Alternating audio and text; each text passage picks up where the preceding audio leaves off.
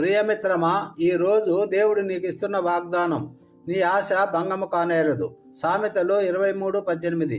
మన జీవిత ప్రయాణంలో ఒక్కొక్కసారి మన కళ్ళ ముందు అన్నీ మూసుకుపోయినట్లు అనిపిస్తుంది. మనము పెట్టుకున్న ఆశలు, కలలు అన్నీ ముక్కలైపోతున్నాయేమో అన్న భయము మనల్ని వెంటాడుతూ ఉంది. కానీ సృష్టికర్త అయిన దేవుడు ఈరోజు నీతో స్పష్టంగా చెప్తున్నాడు, నీవు నా మీద పెట్టుకున్న ఆశ ఎప్పటికీ కూడా వృధా కానేరదు. బైబిల్ గ్రంథములో అబ్రహాము జీవితాన్ని ఒకసారి గుర్తు చేసుకుందాం. దేవుడు అతనికి సంతానాన్ని ఇస్తానని వాగ్దానం చేశాడు.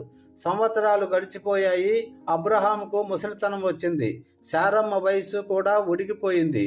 లోకరీత్యా చూస్తే ఇక పిల్లలు పుట్టడం అసాధ్యం. కానీ అబ్రహాము దేవుని నమ్మాడు. తన ఆశను దేవుని మీద ఉంచాడు. ఫలితంగా అసాధ్యమైన రీతిలో ఇస్సాకు జన్మించాడు.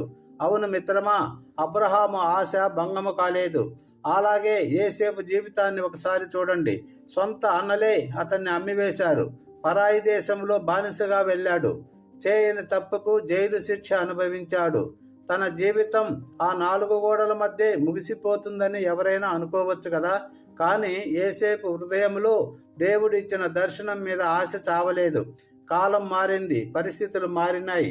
అదే యోసేపు ఈజిప్టు దేశానికి ప్రధానమంత్రి అయ్యాడు.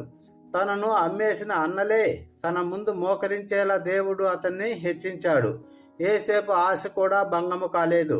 మరొక అద్భుతమైన ఉదాహరణ మిత్రమా, యెహెజ్కేలు ప్రవక్తకు కనిపించిన ఎండిన ఎముకల లోయ. ఆ ఎముకలు చూస్తే చనిపోయి చాలా కాలం అయినట్లు, ఏమాత్రము జీవము లేనట్లు ఉన్నాయి. కానీ దేవుని ఆత్మ వాటి మీదకు వచ్చినప్పుడు ఆ ఎండిన ఎముకలన్నీ ఒక మహాసైన్యంగా లేచి నిలబడ్డాయి. నీ జీవితము కూడా ఈరోజు ఆ ఎండిన ఎముకల వలె నిస్సారంగా ఉండవచ్చు. ఉద్యోగము లేకనో, అనారోగ్యంతోనో, కుటుంబ సమస్యలతోనో నీవు కృంగిపోయి ఉండవచ్చు. కానీ దేవుని వాక్కు నీ దగ్గరకు వస్తుంది. నీవు ఆశ కోల్పోవద్దు మిత్రమా. మనుషులు నిన్ను చూసి నవ్వవచ్చు, నీ పరిస్థితిని చూసి హేళన చేయవచ్చు. కానీ నీవు ఎవరిని నమ్ముకున్నావో ఆయన అసాధ్యాలను సుసాధ్యం చేసే దేవుడు. నీవు ప్రార్థనలు అడుగుతున్నది ఇంకా జరగలేదని నిరాశపడకు. దేవుని సమయం కోసం కనిపెట్టు. ఆయన నీకు ఇచ్చిన మాటను తప్పక నెరవేరుస్తాడు. నీ ఆశ నెరవేరే సమయం దగ్గరలోనే ఉంది. ఈ వాగ్దానాన్ని నీ హృదయంలో భద్రపరచుకో. నీ ఆశ భంగము కానేరదు. Amen. Thank you Jesus. God bless you all. Have a nice day.